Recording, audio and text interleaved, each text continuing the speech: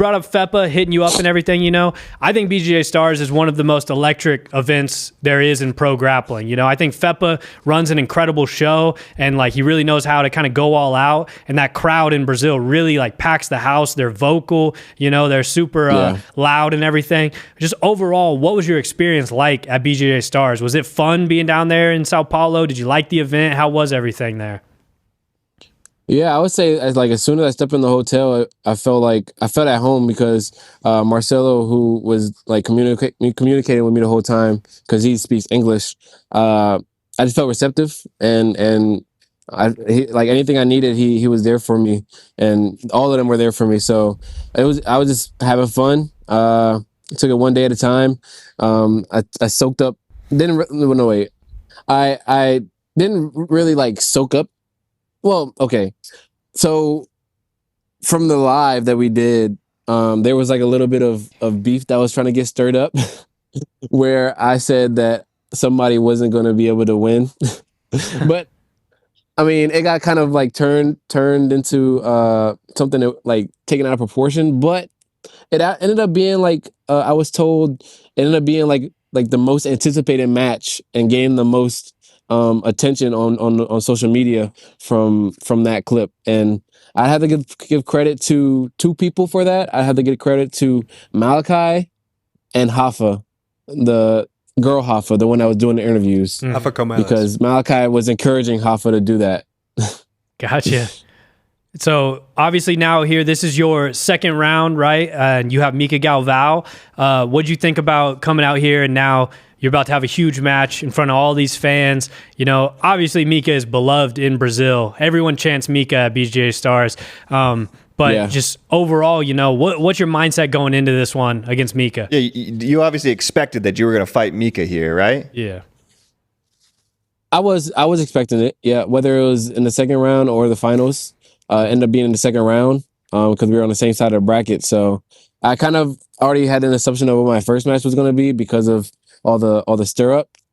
So I was expecting either the second match or the finals. Going into the match, the mentality was just go out there, have fun.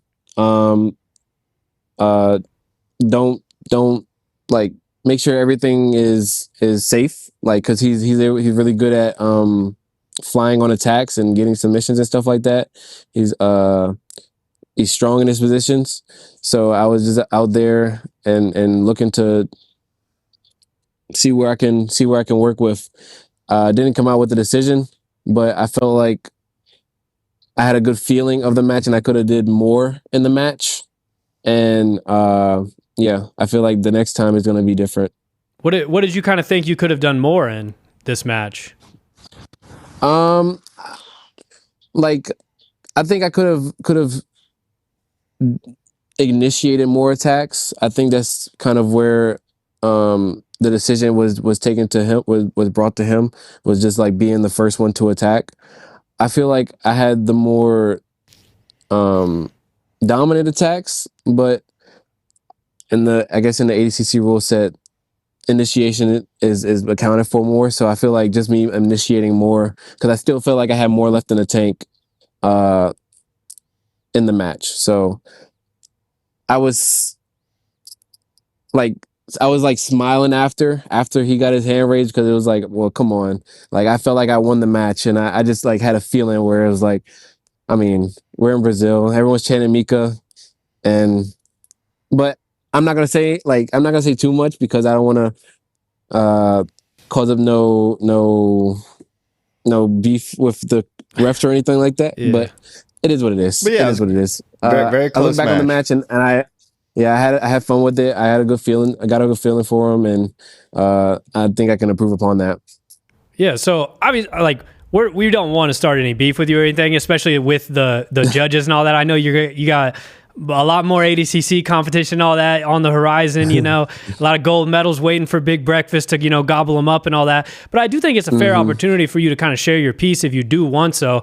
Obviously, I think the position that's like potentially the most controversial, the one that kind of led to some people saying like maybe they should have gone Elijah's way, is whenever you're passing and you do get to what's pretty close to like a north-south like solidified pass, and Mica's able just to keep his Mica's insanely flexible. Like I don't think some people understand the level of flexibility Mica has. It's kind of nuts to see the way he moves his legs and the dexterity he has with legs, like right here in this kind of position.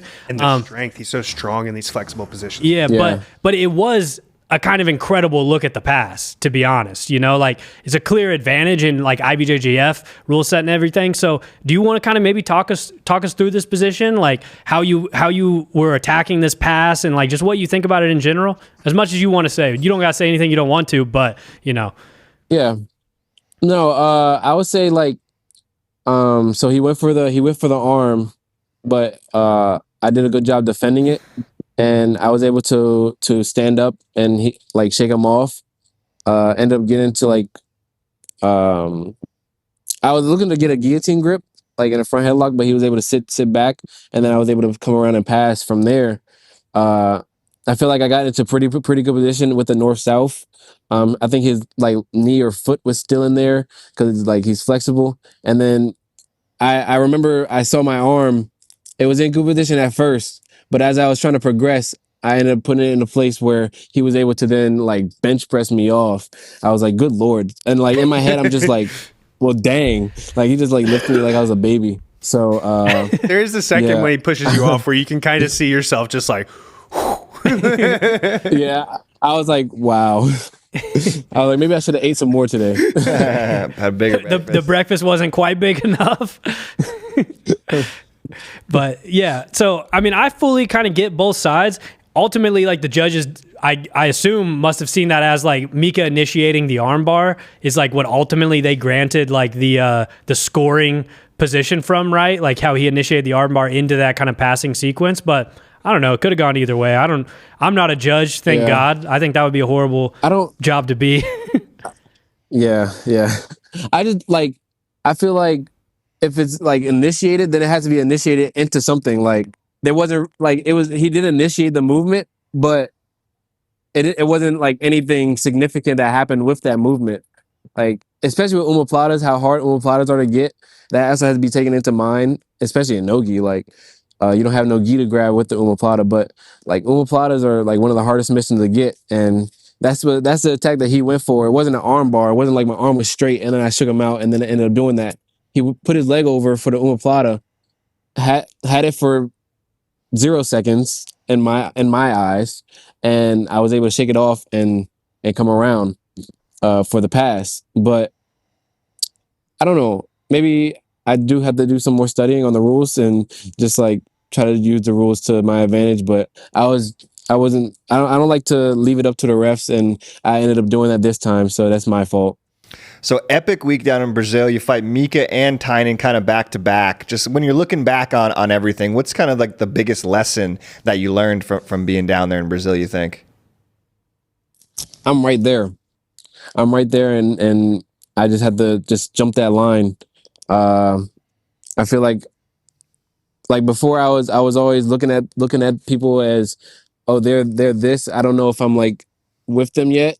Like I feel like I'm good, but like I'm looking at them kind of like at the next tier. But I feel like I'm at that tier now based off of how I felt in the matches, and based off what I know I can progress on in those matches, based off of what I saw and how I felt. So I feel like I'm right there, and I just have to cross that border.